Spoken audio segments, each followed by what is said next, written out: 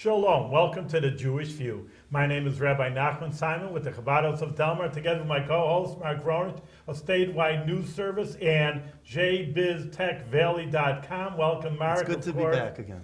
And we have two very special guests with us. First, Christine Holle on the right, that she is the Executive Director of the Jewish Family Services, and then Bob, or Robert, Bob, I can call you Bob, Bob Gumson, he's the President of the Jewish Family Services. Christine and Bob, welcome to the Jewish View. Yes, Thank welcome you. to the Jewish View.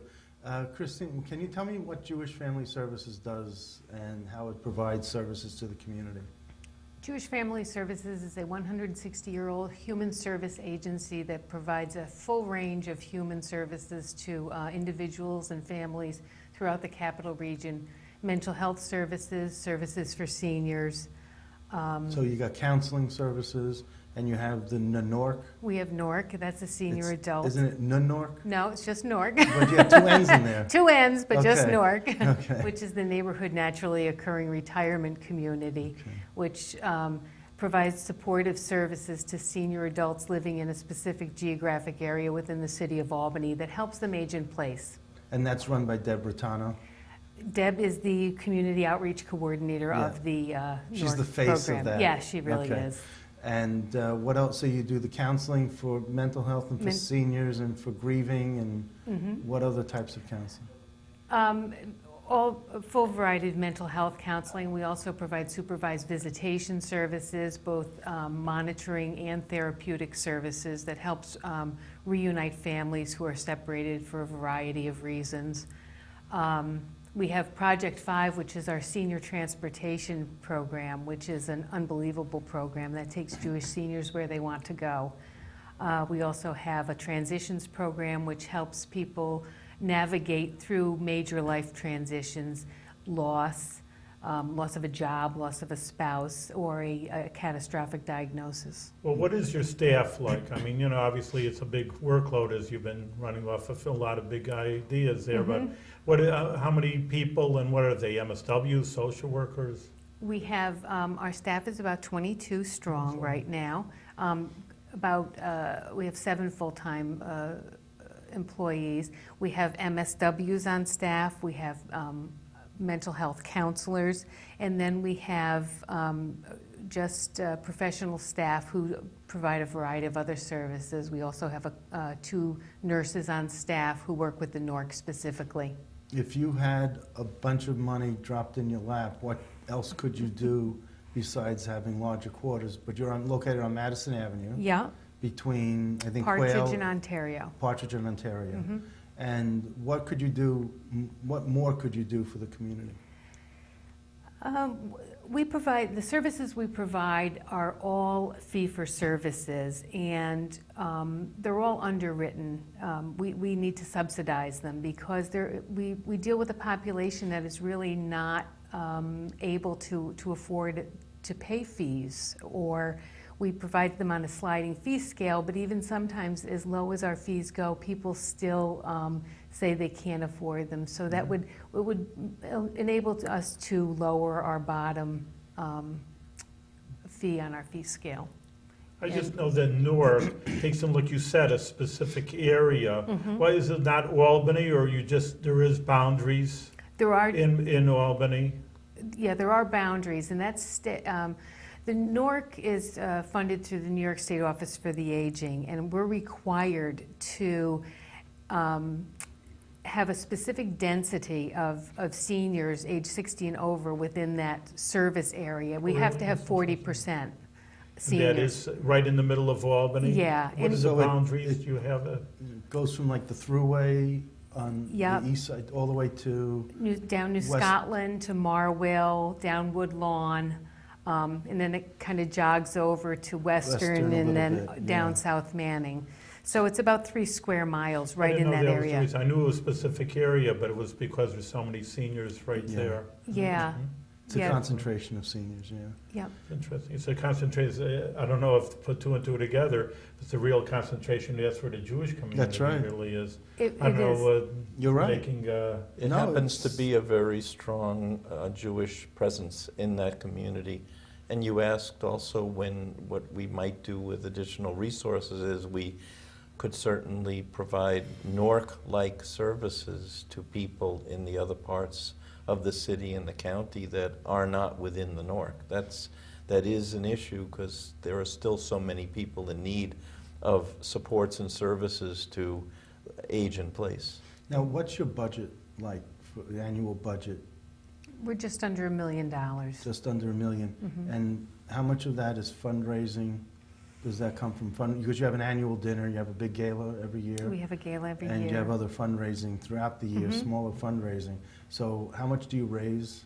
About $100,000 a year comes from the community in direct fundraising. And then Jewish Federation? Federation supports us. How much? Yep. It's about Approximately. 20 to 20-something? 22%, in the low Oh. 20%. Yep. So what is that in terms of dollars? About 200,000 Oh, about total. 200,000, Yep. so that's three, and the other 600,000 comes from Comes from fees. underwriting or fees? Fees and the state through the Office for Oh. Aging. Okay, Um, so that's how you get, that's how you get your income. Okay, then Yeah. what's your expenses? How much do you? Mostly people. No, how much money do you spend how much money do you spend a year? Just all of about it? all of it. we It's spend- about we spend $900,000. all- Right, we spend all of it, and because the 100,000 or so is fundraised, a variety of different ways, it's in essence a way to plug the budget, because really we wouldn't be able to provide the level of service we do now unless we had that support from the community. Well, I mean, I was on a synagogue board for 10 years, and whenever we couldn't figure out how we were going to raise money, we always used fundraising as the plug, and if we did it, we did that. If we didn't, we didn't. So, but that was how we plugged the hole, at least to make it appear like a balanced budget. At That's least exactly what we do. Oh, you as do well. that too? Okay. Oh, yes, that is what we do. Yeah. I think But it's we- the nature of a sorry, Bob. I think Right. it's the nature of a nonprofit. We rely on the generosity of the community, and the community in Albany has been in the capital region has been very, very generous with Jewish Family Services over the years. Now, how long have you been executive director? I've been executive director just over a year Just over a year. And Yep. is it everything you thought it would be? And more? and more. But you should ask her how long she's been with JFS. Oh, you were with JFS in some other capacity before? Yes, I'm in my 26th year with Jewish Family Services. Oh. I started in 1988, so I've been there a very long time. When you were 10. Ish. Or Yeah. Bob, maybe explain how you're the president, you've gone up through the ranks, of course, and tell us how you got involved or why you're interested in Jewish Family Services. Okay, well, I've been on the board in one capacity or another for about 6 to 7 years now. I was recruited by the past president, Steve Ribner, who was a colleague, friend, going back to the days of the Hebrew Academy when our children were growing up together. So he kind of tapped me to be on the board. I also knew the previous executive director, Miriam Adler, as a friend. Joe and Miriam were good friends of mine over the years. Still are? They still are. Okay. They remain good friends of ours, absolutely. So we get that's it. It's together. all through Yeah. connections and feeling comfortable with the person and knowing who they are, and that's how you Right. got to this point. Well, why did you want to be president? I mean, for better or for worse. When who- some people are president, you say congratulations or condolences. Who really wants to be, I mean, I heard it in your question, but who really wants to be president? I had no power, hungry aspirations to be board president. No one else appeared to be stepping up at Oh. a time we needed someone to, and I did. That's Okay. basically the answer. And is it more than you thought it would be for yourself, or? It's a lot. It's Yeah. it's a big responsibility. It's time. It requires a lot of time and focus. And luckily I'm able to do that and balance my life and my family life and work life with it. But it is a big responsibility. Well, dovetails in your regular job. Why don't you explain your job? Right. so that Another area of interest that drew me to JFS in our Jewish community is that my day job is with State Ed, with the Adult Career and Continuing Education Services. For the past just about 22 years, I'm the administrator for a network of 39 not-for-profits all across the state that provide advocacy and services to improve the quality of life for people with disabilities. They're organizations that are run by people with disabilities. Their boards, by education law in New York, have to be a majority of people with disabilities. And they provide a range of services in their communities, their local community base, like a JFS would be. And you know, so I'm familiar with not-for-profit operations and all the fits and Starts. starts that go along with working in that arena. Well, that's good. I think that's important because, Mark was in a way joking. He was on the board, but you get people in certain positions and they really don't know. It's almost like Fiddler on the Roof. If you're rich, they think you know. That's like I was a rich man. Like that person's president of the synagogue. Is he learned? Does he know how the prayers will make a difference? He wants to put himself there, but here is just a situation where you are very well acquainted with social services from your job. You're just not a volunteer helping out. You come with expertise yourself. I'd like to think so. And our board, to speak for my other board members, we have some really strong skills people on our board. How many members do you have on your board? Right now we have, I believe it's 12, soon to have a 13th member on our board.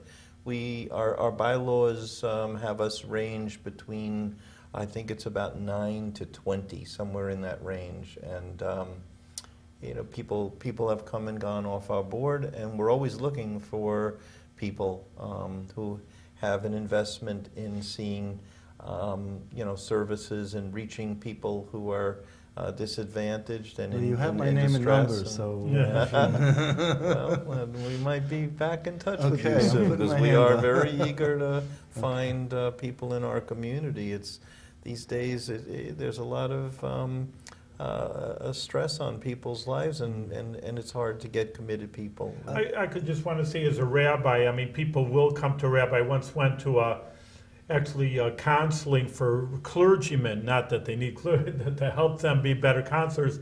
And when they said before someone is hospitalized with mental illness, obviously it's very serious if they are being hospitalized, and they found out, and they obviously took their survey, that the last person that they went to, the last rung before they hospitalized themselves, who did you see last, was a clergyman. This wasn't anything Jewish, it was just general across the board. It was just a general hospital, a mental hospital. So, I, of course, counsel people, but then, you have professionals and, more time to be given to people, and also helping hand. There's a lot of things that I know. We refer people to the Jewish Family Services if they're going through a divorce. Do people have to be Jewish to take advantage of the Jewish Family Services program? Absolutely not, except for the Project 5, the transportation that's solely for Jewish seniors in Albany and Schenectady. Okay. But all other services are Do you non-denominational. have a non-Jewish, people, I don't know, a non-Jewish person to knock on the door of Jewish Family Services? Do we have many that come to us? The majority, I would say, Christine, you could help me out here, but I think about 60 to 70% of the people we serve are not Jewish. Not Jewish. Really? Yeah. Mm-hmm. I wonder why they come to the Jewish Family Well, Services. they come to the Albany Jewish Community Center also, because they know Jewish has a very positive and strong and honest history. That's to right, that. integrity that's Integrity, behind it. Yep. Yeah. You know what? It's interesting that the non-Jewish community has that view of the Jewish community. But within the Jewish community, we're kind of a insular and really a smaller type of community. Mm-hmm.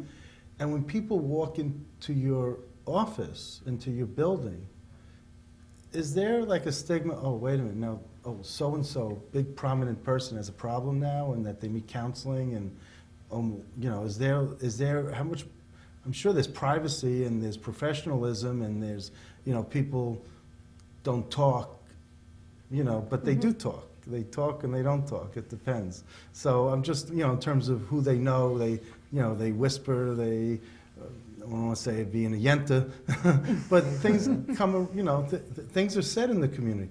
How much do you think that deters someone from going to a small shop like yours?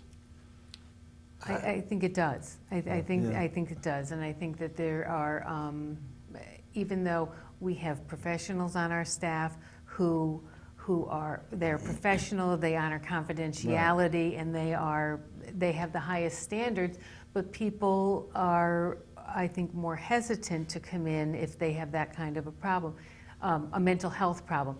If, however, their mother or father needs help, no matter who they are in the community, they're very willing to come to Jewish Family Services because we provide a quality service. No, and my- that's they come for the ride for their mom and And dad. after my father passed away, my mother went to JFS and was helped quite a bit. But, again, it's one of those things that even when she went, I still heard, oh, your mother's coming, to JFS. Or Oh. something. And I still heard that, from people who wanted to talk to me privately about this. But it was something that didn't bother me.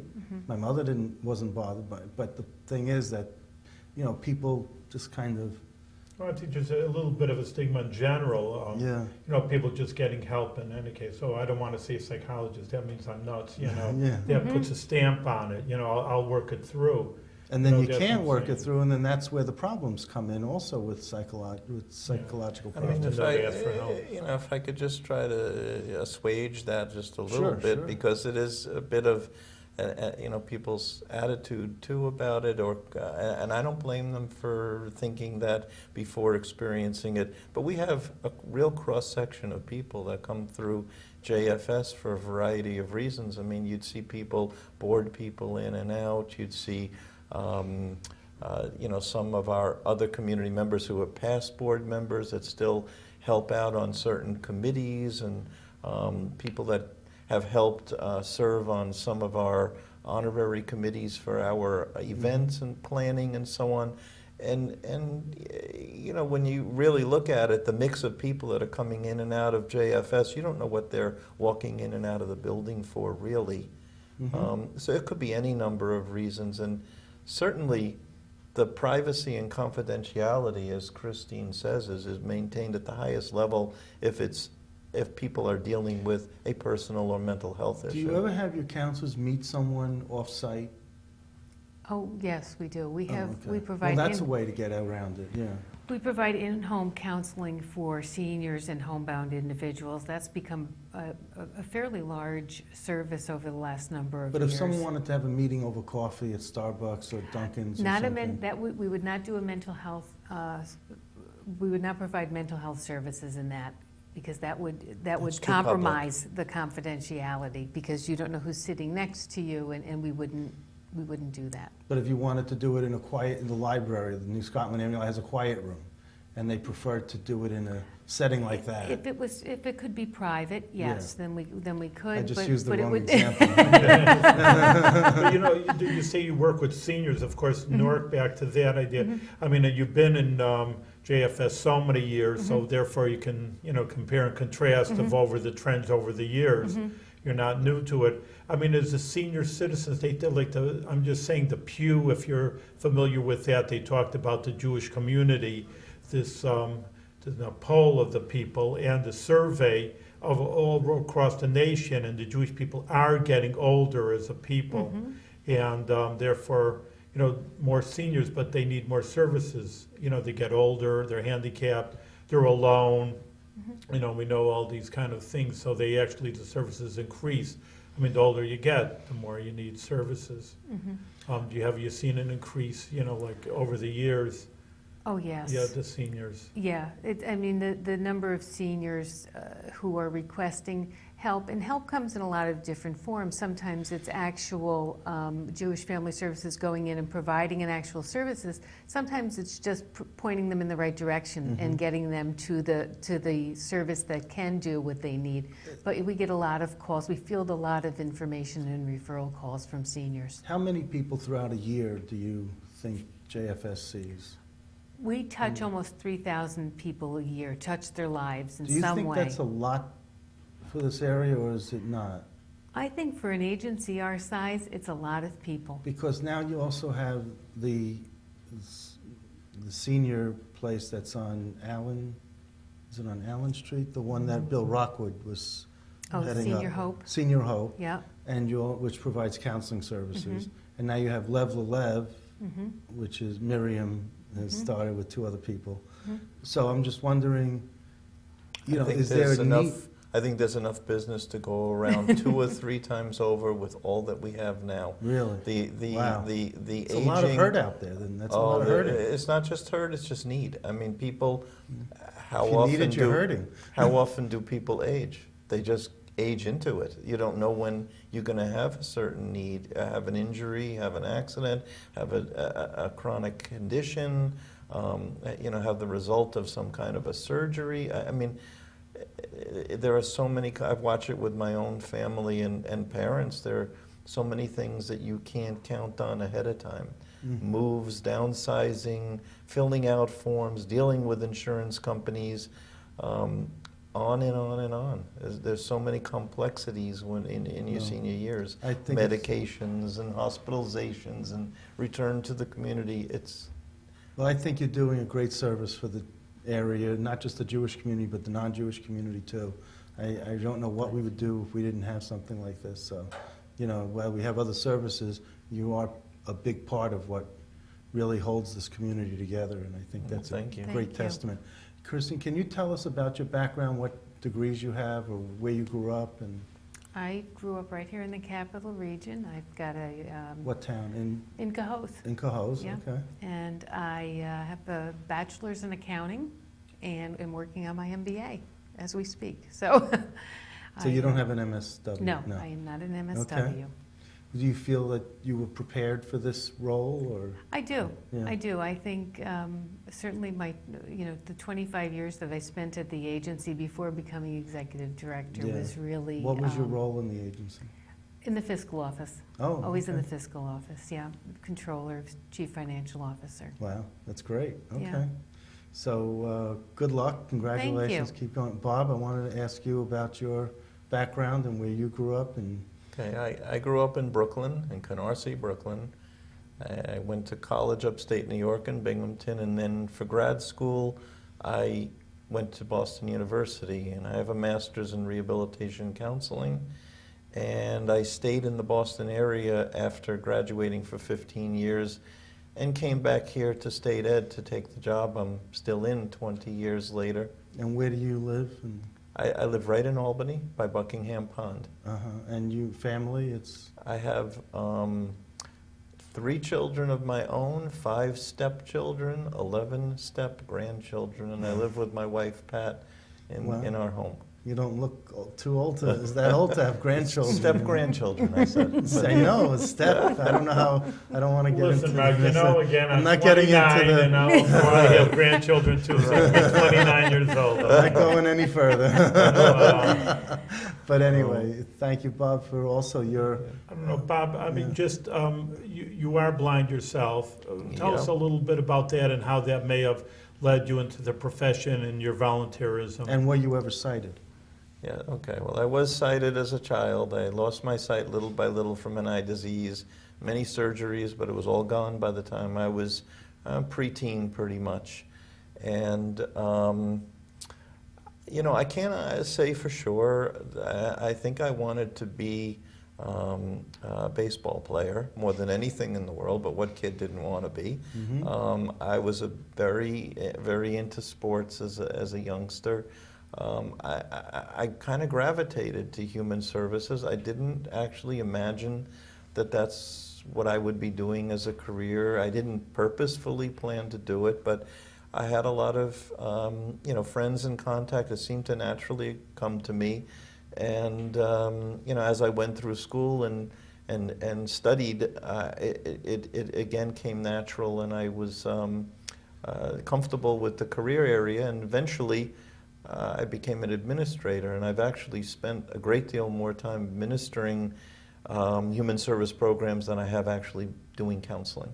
But, I mean, you must have been sensitized to the social services. Like, for example, a lot of people go in professions. I asked one person, he was a chiropractor, he says, I had a bad back. I had an accident when I was a kid, so he was so into the back. So I went into you have that kind of idea. Well, I mean, I would think that it sensitized you, some of to that Social may have Security. happened, Rabbi. It may have. I mean, when I was a kid and I had to go through quote-unquote rehabilitation programs that taught me everything from Braille to how to use a cane. I did go with other visually impaired youngsters. Once I got to college, though, I really didn't have much contact with human services any longer. As I adjusted to blindness, I guess I did. And that could have prepared me a little bit more for, a background in human services. I kind of knew what the rehabilitation counselor was going to be like or do and work with people. The kind of rehabilitation I was involved in my early years in Massachusetts was helping across disability, mostly mental health, people with mental health issues and substance use disorders get back to work. Help them gain the skills, the confidence to return to employment. Were you looking, when Governor Patterson was in office, was that something that made you proud, or how did you feel about? I'll tell people that it was blind.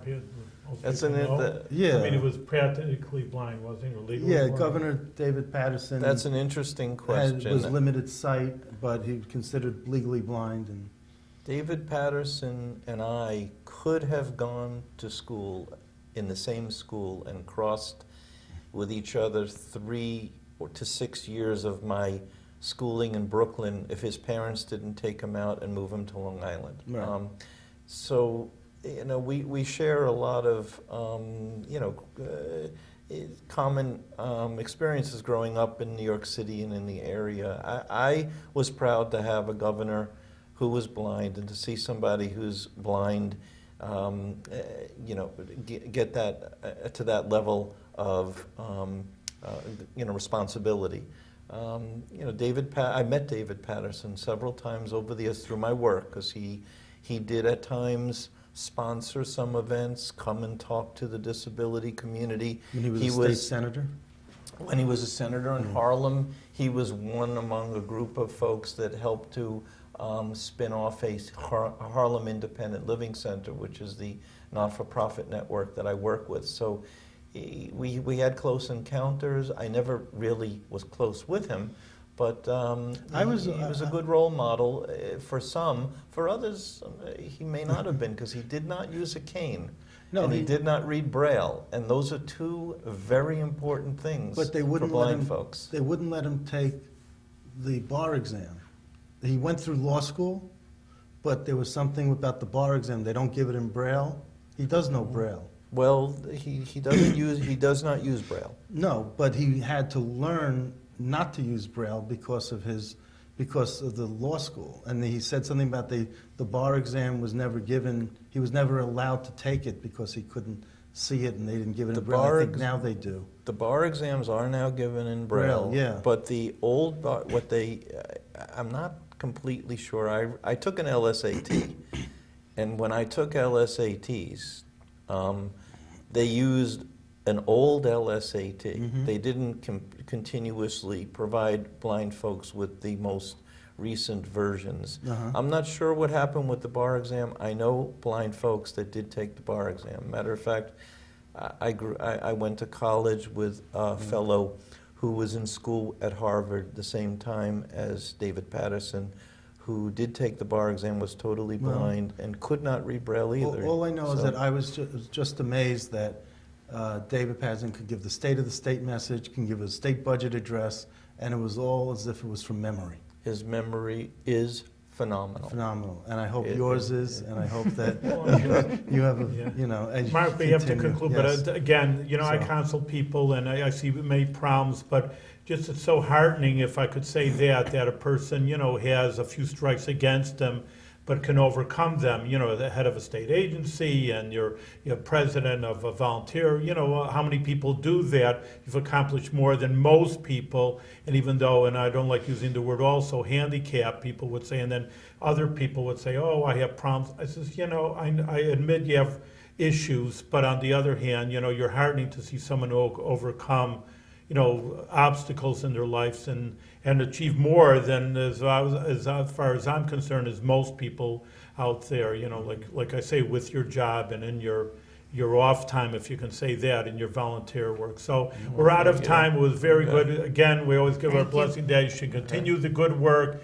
And thank you, Bob, for volunteering. Christine, like Mark says, you're doing a big service to the community, an important service to the community. So keep it up and only grow. Right. Thank you Thank you. very much. Thank you for inviting us. Yes.